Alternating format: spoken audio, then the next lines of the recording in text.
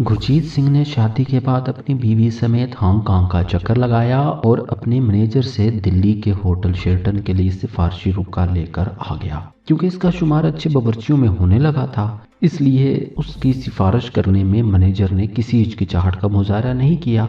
दिल्ली के hotel Sheraton, Taj Mahal और फिर ताजमहल से प्राइम मिनिस्टर हाउस तक इसका सफर अगले 3 साल में तय हो गया। धन बहादुर, जो प्राइम मिनिस्टर हाउस का हेड बावर्ची था, एक रोज किसी अच्छा खाना पकाने वाले की तलाश में, जिसकी जरूरत उसे शिद्दत से आन पड़ी थी, ताजमहल में अपने एक पुराने दोस्त के पास आया था, जिसने फौरन ही गुरजीत का नाम लेकर उसका तारुफ भी करवा दिया।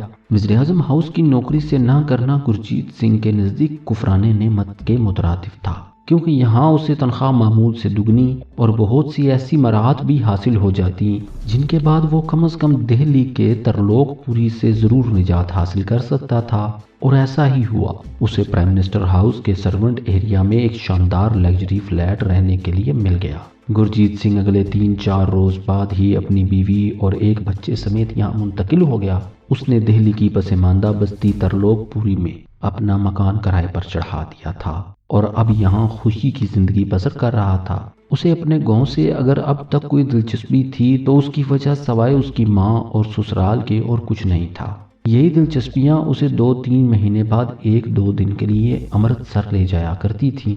बसूरत दीगर उसे अपने आबाई मस्कन से कोई दिलचस्पी नहीं थी। इसने तो बहुत कोशिश की थी कि इसका बाप भी जमीन और घर बार फरोख्त करके दिल्ली आ जाए, जहां वो आसानी से अपने दोनों भाइयों के लिए अच्छी मुलाजमत का बंदोबस्त कर सकता था। लेकिन इसके बाप ने इसकी इस तजवीज़ का जवाब हमेशा गालियों की सूरत में उसे दिया था, क्योंकि उसके नज़दीक ज़मीन माँ का दर्जा रखती थी और वो ज़मीन फरोख्त करना अपनी माँ को बेचने की मुतरादिफ समझता था। अच्छा बापूजी, जैसे आपकी मर्जी। कभी आपको मेरी ये बातें बहुत याद आएंगी। वो बिलाखिर अपने बाप को यही बात कहकर खामोशी इख्तियार कर लिया करता। 2-3 मरतबा उसने माँ को ज़बरदस्ती यहाँ लाकर रखा था, लेकिन हैरत अंगेज तौर पर 2-3 रोज बाद ही उसकी माँ की तबीयत उचाट होने लगी। कभी उसे गुरजीत के बाबू के खाने की फिक्र लग जाती और कभी अपने घर में मौजूद गायकी। अब तो गुरजीत ने हार मान ली थी और इन्हें कुछ कहना ही छोड़ दिया था।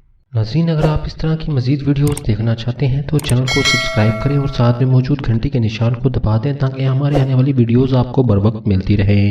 और अगर आप ये सीरीज़ मुकम्मल देखना चाहते हैं तो नीचे डिस्क्रिप्शन में दिए गए लिंक पर क्लिक करें।